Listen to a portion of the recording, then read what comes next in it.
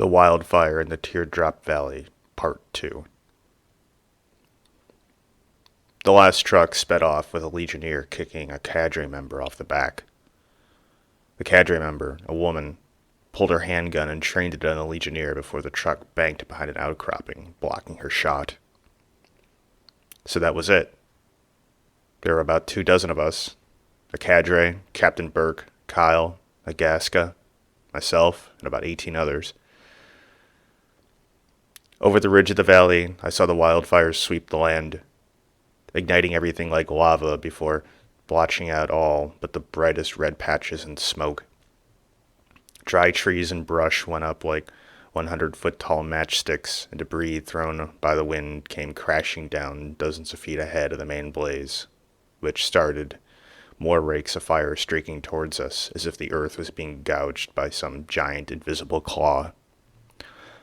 Instinctively, we gathered together to try to formulate a plan. We couldn't run. We couldn't hide. Though a few of them decided it was worth trying, and spoiler alert, I never saw them again. We were down to 14 as the night sky turned brighter than daylight as the flames seemed on the verge of cresting the ridge and pouring into the valley. The captain and the cadre leader shouted new orders to us as loudly as they could, but we could barely make them out over the roar of the flames and wind. They ordered us to deploy our personal emergency shelters and start their oxygen generators. The plan was to drop the fire retardant bombs directly into the valley, in all practical terms directly on top of us, and hope that the heat and flames could be suppressed enough that the shelters could hold until the wind changed again. It sounded like a good of any plan, between being roasted alive inside or turned into kindling outside. I unrolled my shelter. It looked like a roll of aluminum foil with rows of small canisters around the edges. I tucked myself inside, like I was leftovers, but I was careful to avoid direct contact with either the top or the exterior. I laid flat and listened as one by one the chemical-based oxygen generators popped to life, providing the pouch with a bit more inflation and room between my stomach and the edge of the lining. I couldn't get the image of a hot pocket out of my head. The little silver section of wrap that crisps the savory microwave pastry crust reminded me of the foil lining of the shelter, which, along with the blaze, could crisp any part of my body I was careless about. I waited, but I didn't have to wait long until I was rendered senseless by the roar of the flames and even the heat at ground level, as I felt it lash over me, crashing against my body in waves. The wind whipped around the edges, blowing the edge of the lining into my hair, singeing it, filling the shelter with the smell of hair nearly at the ignition point. My forehead could sweat to more, and I was stuck with the heart-wrenching terror as I tried to cling to consciousness. I felt my entire shelter lift off the ground in wind and swirl up. I wondered if I was caught in a fire whirl, a tornado-like phenomena.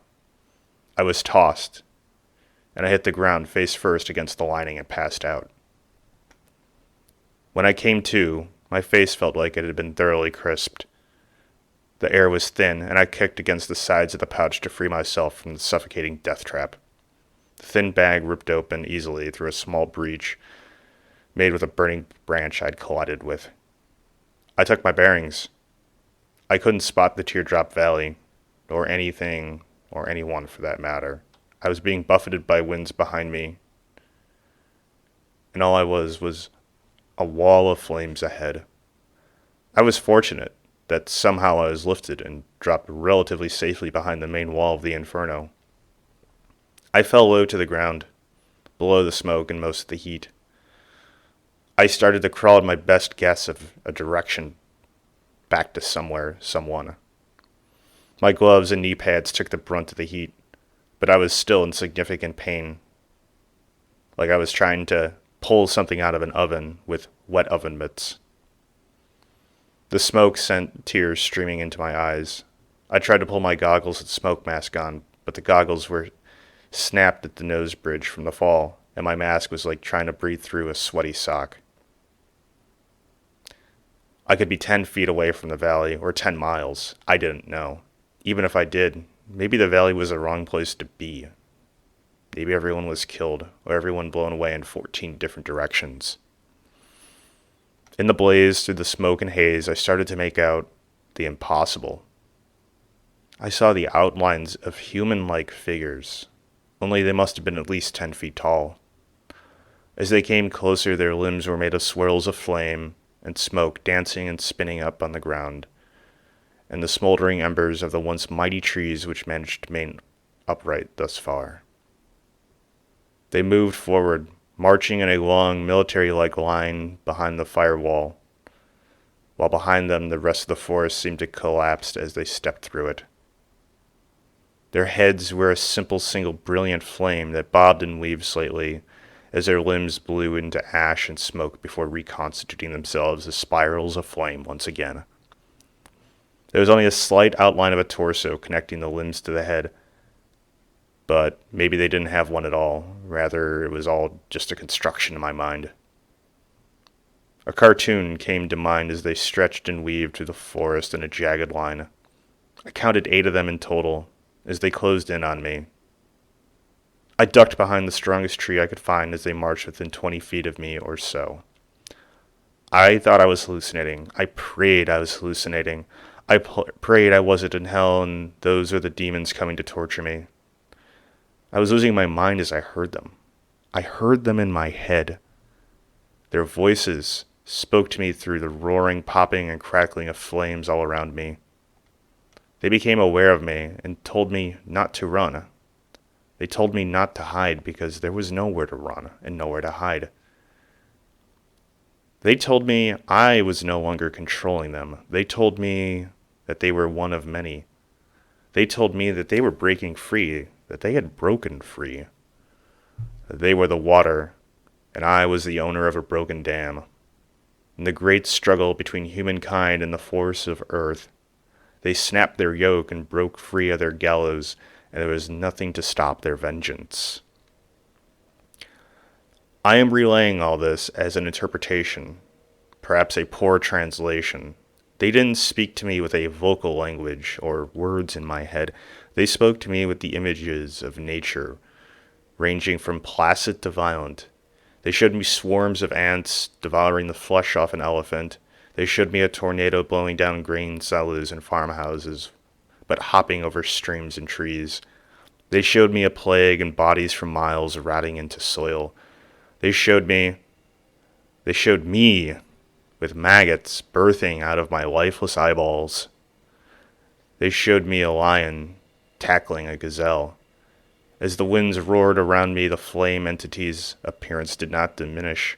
Rather, they grew more menacing with blue-tipped flames flaring into jagged edges, accenting their tightly coiled vortex-like limbs. Their heads initially appearing as a single orange flame were better defined as a perfect black sphere, about the size of a basketball in which a ring of blue flame seemed to respire in and out of.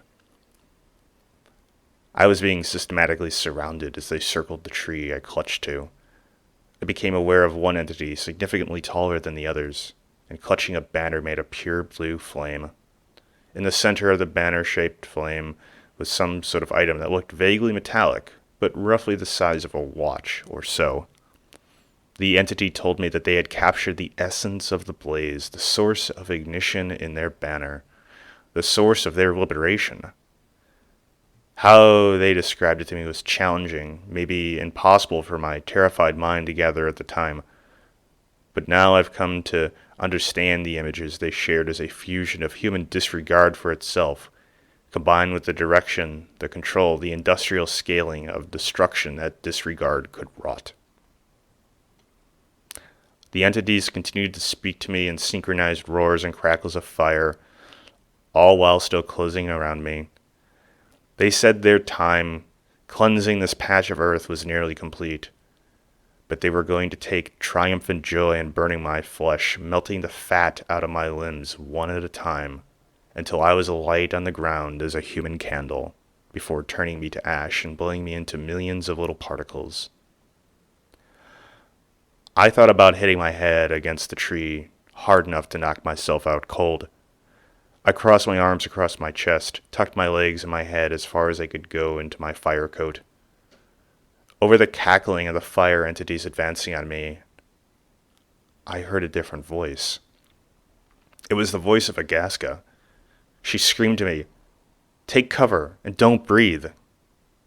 I looked to my left, about 30 feet away. It really was Agaska.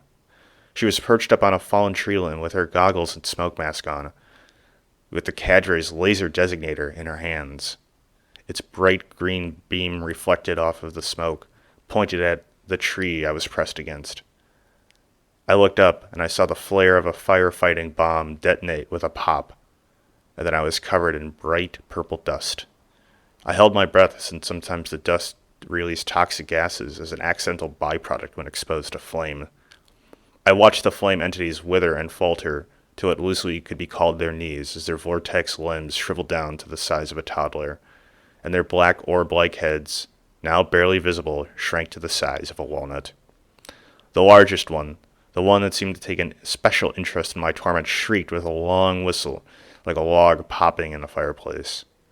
The item in the banner fell to the ground, and the fire of the entity seemed to crawl inside of it and seal itself away with a familiar click, metallic, spring-loaded click. I knew I needed to clear the area, but the chill of the bomb dampening the flames gave me a false sense of safety.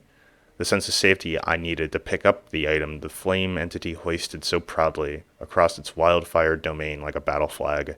To my amazement, it was just a simple Zippo-style flip lighter, completely intact, strangely cool to the touch. The insignia on the front was a pure white cursive lettering. It simply read Challenger JF-17. The only Challenger that came to my mind at the time was the space shuttle. And that was a fairly obscure reference. I had no idea what the JF-17 might be referencing. I finally ran out of air in my lungs and started to cough. Agaska ran up and threw a mask over my head and grabbed my arm and yanked me away from the site. She was right to do so.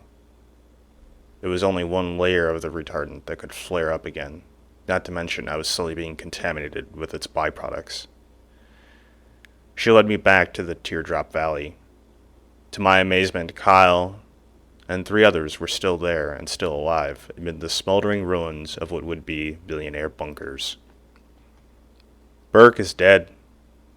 The fire whirl threw him against a sharp branch. It went right through his gut. "What happened to the cadre?" Agaska reported. "She's dead too. You don't want to know how." A 5th, badly burned UDSL firefighter crested the other side of the valley. He called out to us, in a voice choking with pain. "We're everyone," he grimly reported. "Did any radios survive?" I asked. "No. I was able to save this, though." She clutched the laser designator close. "We can make it back, with support from the air. We can carve ourselves a path through the fire line if we have to." I nodded. "Let's gather up any water and supplies from those who didn't make it. Then let's go." "Go?" Kyle exclaimed. "Go where?" "Go back to camp," I said. "No, I say we desert. They left us here to die." "No," I said. "Why? Why are you so loyal to this union? What's it doing for you? Nothing. Let's leave now while they think we died in the fire." "Leave now and go where?" Agaska asked. Then I turned and asked him the same thing. "Where is safe, Kyle?" Kyle stood there, shaking. "We're being hunted." "By who?" "By everything," I yelled at Kyle, and he seemed to gather himself well enough to glare at me. "Don't ask me exactly how, but I found this." And then I showed Kyle and Agaska the lighter. "I think it has something to do with whoever started this wildfire. Does this mean anything to you, Kyle?" I showed him the lighter and the symbol on it. Agaska shook her head no, but Kyle's reaction seemed to confirm my suspicions. "I've seen it online. It's a reference to a type of car, a Dodge Challenger." "Yeah. JF, James Fields, 2017. He was the far-right terrorist who drove a Dodge Challenger into a group of protesters at the Unite the Right protest in Charlottesville. It's the symbol of a hardcore insurgent group, one that has attacked and will attack again. They don't really care who they kill. If they think you're collaborating with the regime, they'll kill you. They would even kill me. You seem to know an awful lot about them. Agaska leaned into him. Only by their reputation. And before you dunk on me for knowing this, ask yourself if you knew people who participated in the war, or in the Red Terror. Maybe, you did some yourself? Have you seen it anywhere else? I shouted at Kyle, who looked like he was going to start punching Agaska. Kyle? Kyle shied away at first. Have you? I shouted at him. I saw it when I ran off. It was poorly drawn onto the interior of one of the porta potties I tried to hide in. And you didn't say anything. Should I have? Louie? Agaska turned to me. What's up? I think this is proof an insurgent started this fire. If Kyle is right, I think he's going to burn down the refugee camp next. Come on, we've got to go. I took off running up the valley ramp towards the camp as fast as my dehydrated, bruised, and burned limbs could carry me. If it wasn't the fire entities out to get us, then it was still the insurgents. It took us 3 hours to make it back to the camp perimeter. We trucked into the camp the rest of the way, and were taken to a command tent where we were expected to debrief. I had some time during the ride to discuss the fire entities and the visions with Agaska. At first she rebuffed me, wondering if I was trying to pull some poorly formed assumptions concerning her knowledge of her Native American folklore.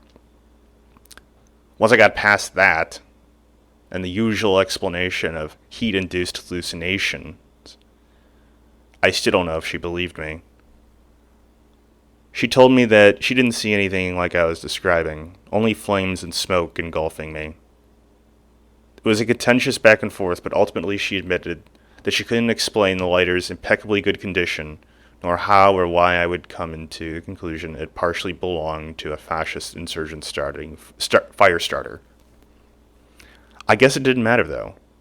We came to the consensus that the presence of the symbol in the camp was a threat. Ultimately, I agreed with her that when we arrived, I'd leave my fire entity's claim back in the forest and focused on the threat at hand. I skipped the report and raised the alarm with the UDSL commander set to debrief us. After consulting with his top paras and the cadre, it was decided the situation must be handled immediately, but carefully and quietly until a positive threat was uncovered. The 3 of us were given a change of civilian clothes and impressed into undercover service. Kyle was then asked at that point which porta potty had the fascist graffiti in it. Kyle didn't even try to resist and quickly pointed to the one he found it in. I looked around and found the crowd, numbering in dozens in this section of the camp, to be on particularly high alert. They eyed each one of us with suspicion as we started to fan out. I found the symbol printed on a tent pole. Agaska found a third instance of the symbol etched with a blade on a table near the edge of this section of the camp. A single gunshot rang out, and the cadre member detached with us fell dead. The crowd assembled in this section of the camp let out a loud cheer at the sight of the cadre bleeding out on a porta potty. It occurred to me that all of the faithful fellow travelers were gathered here in a safe space, as an attack on the rest of the camp was surely imminent. Paras swarmed the area as fighting broke out between the paras and the crowd. They quickly approached the shooter and pulled a single-shot 3D printed gun from his hands, but someone in the crowd, cowed a para, stole their submachine gun and opened fire. Kyle, Agaska, and I ran for cover while fanning out across the remaining sections of the camp as paras streamed in towards the firefight. We searched high and low before regrouping in a courtyard. The camp was filled with agitated, frightened people rushing for cover and information. Only a hot gust of wind shattered the chaos of hundreds of stirring voices. It occurred to me that this section of the camp was a safe zone, was upwind, and these other sections were all downwind. I looked around for a high place where someone could hide, or drop something which could affect the downwind persons. There was a large watchtower overlooking the courtyard. Normally there would at least be 3 paras up there, but I couldn't see even one. I climbed up the ladder to the top, and I found a 40-something-year-old bearded man with a shaved head, gray eyes, dressed in a ratty green t-shirt, with a leather Viker vest strapped over it. My eyes scanned him before finding an obvious tattoo of the cursive letters Challenger on his much sun arm. He was patting himself down for something while hovering over his backpack, which had a long green fuse running out of it. "Did you drop something?" I asked him as he noticed me in the watchtower, holding out what I assumed must have been his lighter. He reached for it, but I punched him in the face. He clutched his bloody nose and staggered backwards. "You son of a bitch, don't you know what's going on?" He barked between bloody sniffles. "They're taking over. Them, the inferior ones. They're bringing the chosen ones to chaos. They're replacing us and enslaving us to the shackles of this government and to this lie of equality. We are the anointed shepherds of the earth. Do you not feel the call to kinship? The kinship in your white blood? The Lord doth give us the earth and the creatures to use as we please, as we need, not to fuck, not to treat as equals or even as pets. If we have to, we are to build a raft of rope of their ratty hair and the bodies of these inferior races and ride the sea forever. This is what the Lord demands. They say we had concentration camps 5 years ago. Well, now look who's in the camps now. Look upon your white brothers with pity. You know I'm right. You know I'm goddamn right." "Dude," I started, and I wanted to ask him why. I wanted to tell him how wrong he was, but he already gave me his answer. He was a fascist. If I called him that, he denying, spouting fascism, then take it as a badge of honor. I didn't know what kind of bomb he had, but I had his only apparent means of ignition. At the heart of the union's legitimacy and ideology was a dichotomy. Maybe in time, hopefully a false dichotomy, but right now it stood. Ultimately, it was whether you believed yourself to be superior to others, and that superiority gave you the right or duty to trample them, to fashion them into a human life raft, to keep yourself alive against the rising tide. Or rather, you try to find some sort of separate peace and work together and accept each other and keep solidarity in the darkest moments in the hopes it will keep everyone alive. When presented with this choice in most stark terms, choosing the former rather than the latter, even a watered-down version of it, this is what defined the enemies of the Union. This is what defined the fascist. After that choice, there were no more arguments to be made, only action. "What?" The man grew even more agitated. "Come on, don't be a race traitor. Help me waste these vermin. Give me that lighter." He lunged at me, and I admit I was not ready for it. I wasn't ready for more fighting. I was more ready to collapse and sleep for 30 hours. But even if I had that, I don't know if I would have fared much better. I took one more decent shot to his face, and then I got hit myself, and the lighter tumbled out of my hands to the deck of the watchtower. The fascist scrambled for it before I could even lean up and open both eyes again. He clutched the backpack close and pulled the fuse all the way out of the bag with his teeth. He flipped the top of the lighter open and gave the flint wheel a single strike of his thumb. The man immediately recoiled and threw his head back, dropping the backpack and the lighter. The backpack fortunately did not explode. The man was quickly engulfed by a slow explosion of flames, and his flesh started to bubble and blacken as he screamed at the top of his disintegrating lungs. The flame contorted and began to spiral into four spindly limbs. The single matchstick-like flame popped up and weaved atop the inferno of his body. In the fading gurgling of the insurgent, I could make out the cackle and the whoosh of the fire entity laughing at me as it started to engulf the watchtower and grow. It spoke to me, and in no uncertain terms declared itself to be the ultimate fulfillment and iteration of the fascist it had just consumed. It took a swipe at my civilian clothes, nabbing my shirt with a cinder. It erupted into a flame, burning my chin and cheek as I stripped off the shirt and tossed it back at the entity. I backed off and slid down the tower ladder as the flames ran like liquid after me. Soon the entire watchtower was alight, and the entity was ready to stomp onto the tents and structures scattered below. Agaska was there at the bottom of the ladder, and she helped me to my feet as we regrouped. We looked at each other with panic, not sure what to do this time. I saw the smoke rising from the tower, a green flicker. I turned around, and I saw the source of the green flicker, and I saw Kyle seated high in a tree limb overlooking the camp perimeter with a laser designator. This time, I grabbed a gasket and we ran for it. After about 30 seconds, a small bomb exploded into a purple cloud of flame-retardant dust over the large watchtower, knocking down the ever-growing flame entity, smothering the smoldering remains of the watchtower timbers. Kyle dropped out of the tree and came running up towards us. He watched as the remains of the dust seemed to dissipate high and away from the rest of the camp. It turned out the device the insurgent was carrying was filled with an extremely potent synthetic opioid tied to a dispersal device.